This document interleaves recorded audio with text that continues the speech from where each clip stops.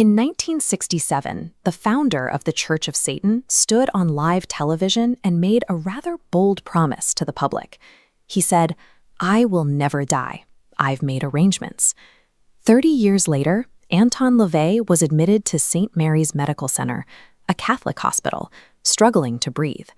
He ultimately suffocated as fluid filled his lungs, dying of mundane respiratory failure.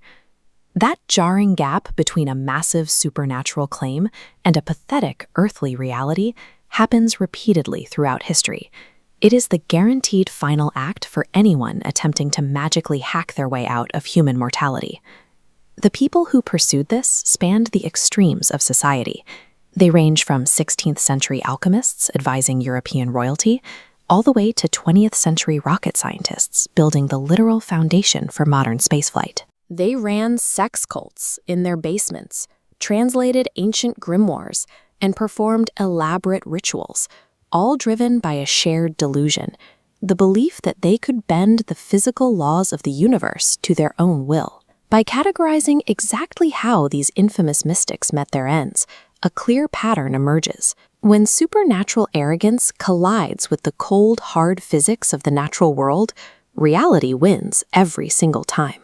The most direct collision happens when an occultist is destroyed by the literal materials of their own craft. Take Jack Parsons. By day, he was co-founding the Jet Propulsion Laboratory and developing the rocket fuel that lets us fly to space today. By night, he ran a sex magic cult from his Pasadena mansion, chanting over naked pregnant women to summon ancient goddesses. He didn't fall to a demonic curse.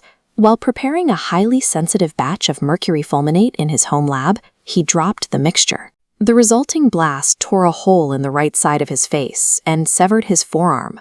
4 centuries earlier, the Swiss alchemist Paracelsus met a similar, albeit slower, fate. He pioneered toxicology and pushed treatments using lethal substances like arsenic, earning him the nickname the Devil's Doctor. In the end, his body gave out at age 47, likely from chronic mercury poisoning, directly caused by his own alchemical experiments. And chemistry does not recognize magical intent. Whether you are trying to transmute lead into gold or summon a deity, a volatile chemical reaction happens regardless of the spells cast over it.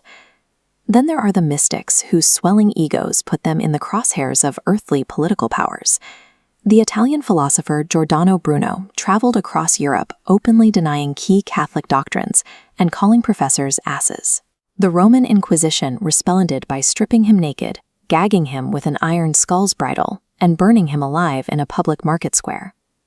Later, the self-proclaimed Russian holy man Grigori Rasputin used his apparent ability to stop the bleeding of the Tsar's hemophiliac son to secure total protection over the royal family.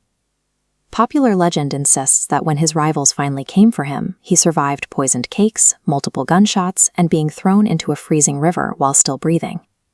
The original autopsy and modern forensics tell a much shorter story. He was assassinated by a single gunshot to the head at close range, fired by paranoid nobles who had simply had enough of him. You can claim all the divine favor in the world, but it offers zero physical protection against the brute force of a threatened, organized government. The final category is perhaps the quietest, but the most humiliating. It is the slow, unglamorous decay of the human body. Aleister Crowley founded his own religion, declared himself a prophet, and was widely branded the wickedest man in the world. Yet he spent his final years completely broke, living in a Hastings boarding house and heavily addicted to heroin. There was no cosmic exit for the Beast 666. He died in his bed at age 72, his body failing from chronic bronchitis and a weak heart. He wasn't alone. The French occultist Eliphas Lévy spent his final years watching his feet rot from dropsy and gangrene. Helena Blavatsky, who claimed to receive hidden wisdom from immortal Tibetan masters, spent her last days confined to a wheelchair before dying of the flu, compounded by failing kidneys. The biological realities of aging and disease come for everyone.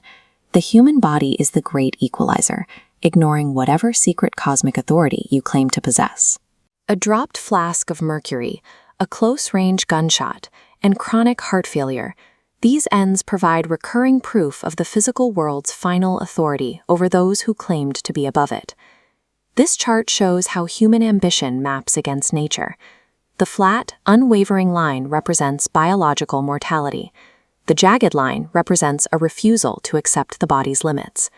Occultists built elaborate systems to bypass their vulnerability, yet no ritual provided immunity to a single infection.